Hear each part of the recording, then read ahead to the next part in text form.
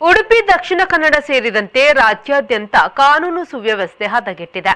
ರಾಜ್ಯದಲ್ಲಿ ಚುನಾಯಿತ ಸರ್ಕಾರ ಇದೆ ಎಂಬುದನ್ನು ಜನ ಮರೆತಿದ್ದಾರೆ.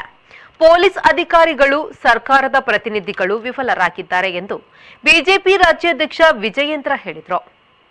ಅವರು ಉಡುಪಿಯಲ್ಲಿ ಮಾಧ್ಯಮಕ್ಕೆ ಪ್ರತಿಕ್ರಿಯೆ ನೀಡಿದರು. ಇನ್ನು ನೈಋತ್ಯ ಪದವೀಧರ ಕ್ಷೇತ್ರಕ್ಕೆ ರಘುಪತಿ ಭಟ್ ಬಂಡಾಯ ಸ್ಪರ್ಧೆಯ ಬಗ್ಗೆ ಪ್ರತಿಕ್ರಿಯೆ ನೀಡಿದ ಅವರು, ರಘುಪತಿ ಭಟ್ ಅವರು ತನ್ನ ಮೂಗಿನ ನೇರಕ್ಕೆ ಮಾತನಾಡುತ್ತಿದ್ದಾರೆ. ರಘುಪತಿ ಭಟ್ ಅವರಿಗೆ ಪಕ್ಷದಿಂದ ಯಾವತ್ತೂ ಅನ್ಯಾಯ ಆಗಿಲ್ಲ. ಅವರಿಗೆ ಸಾಕಷ್ಟು ಅವಕಾಶ ಸಿಕ್ಕಿದೆ. ರಘುಪತಿ ಭಟ್ ತಾನು ಗೆಲ್ಲುತ್ತೇನೆ ಎಂಬ ಭ್ರಮೆಯಲ್ಲಿದ್ದಾರೆ ಎಂದರು.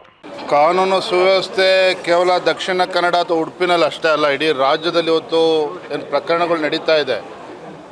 ಇತ್ತೀಚೆಗೆ ದಾವಣಗೆರೆ ಜಿಲ್ಲೆ ಚನ್ನಗಿರಿನಲ್ಲಿ ನಡೆದಿರ್ತಕ್ಕಂಥ ಘಟನೆ ಇರ್ಬೋದು, ಪೊಲೀಸ್ ಸ್ಟೇಷನ್ಗೆ ನುಗ್ಗಿ ಪೊಲೀಸರ ಮೇಲೆ ಹಲ್ಲೆ ಮಾಡಿರ್ತಕ್ಕಂಥ ಪ್ರಕರಣ, ಹುಬ್ಳಿನಲ್ಲಿ ಇವತ್ತು ಏನು ಕೊಲೆಗಳು ನಡೀತಾ ಇದೆ, ಗುಲ್ಬರ್ಗ, ಈ ರೀತಿ ಅನೇಕ ಪ್ರಕರಣಗಳು ಕಳೆದ 2-3 ತಿಂಗಳಲ್ಲೇ ನಡೀತಾ ಇದೆ. ಈ ರಾಜ್ಯದಲ್ಲಿ ಒಂದು ಚುನಾಯಿತ ಸರ್ಕಾರ ಇದೆ ಅಂಥೇಳಿ ಜನ ಮರ್ತಿದ್ದಾರೆ ಇವತ್ತು.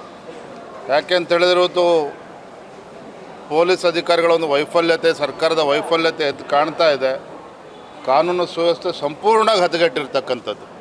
ಸರ್, ಇದೀಗ ರಘುಪತಿ ಭಟ್ರ ಸ್ಪರ್ಧೆ ಬಗ್ಗೆ ಇಲ್ಲಿ ಬಯಸ್ತೀರಿ. ಅವ್ರು ಹೇಳ್ತಾರೆ ಕರಾವಳಿಗೆ ವಿಪರೀತ ಶಿಸ್ತು, ವಿಪರೀತ ಶಿಕ್ಷೆ ಆಗ್ತಾ ಇದೆ. ವಿಪರೀತ ಶಿಕ್ಷೆ ಇಲ್ಲಿ ಕೊಡ್ತಾ ಇದ್ದಾರೆ. ಇಲ್ಲಿ ಆಗೋದು ನೋಡಿ, ಅವ್ರ ಮೂಗ್ನೇರಕ್ಕೆ ಅವ್ರು ಮಾತನಾಡ್ತಾ ಇದ್ದಾರೆ. ರಘುಪತಿ ಭಟ್ರಿಗೆ ಪಕ್ಷದಿಂದ ಏನು ಅನ್ಯಾಯ ಯಾವತ್ತೂ ಕೂಡ ಆಗಿಲ್ಲ. ಸಾಕಷ್ಟು ಬಾರಿ ಅವಕಾಶ ಸಿಕ್ಕಿದೆ. ಇನ್ನು ಅನೇಕರಿಗೆ ಇನ್ನೂ ಕೂಡ ಅವಕಾಶ ಸಿಗಬೇಕಾಗಿದೆ. ಅವಕಾಶ ಸಿಕ್ಕಂಥವ್ರಿಗೆ ಸಿಗಬೇಕು ಅಂತ ಹೇಳಿದ್ರೆ ಅದು ಸರಿಯಲ್ಲ. ಅವ್ರ ಬಗ್ಗೆ ಇನ್ನೇನು ಹೆಚ್ಚೇನು ಮಾತನಾಡೋಕ್ಕೆ ಹೋಗೋದಿಲ್ಲ. ಯಾವುದೋ ಗೆಲ್ತೇನೆ ಅಂತಕ್ಕಂಥ ಭ್ರಮೆನಲ್ಲಿ ಅವ್ರು ಏನಿದ್ದಾರೆ. ಇವತ್ತು ನಮ್ಮ ಪಕ್ಷದ ಸಂಘಟನೆ ನನ್ನ ಚಿಕ್ಕಮಗಳೂರು, ಮೂಡಿಗೆರೆ, ಇವತ್ತು ಮಂಗಳೂರು ಮುಗಿಸ್ಕೊಂಡು ಇವತ್ತು ಉಡುಪಿಗೆ ಬಂದಿದ್ದೇನೆ. ನನಗೆ ಸಂಪೂರ್ಣ ವಿಶ್ವಾಸ ಇದೆ.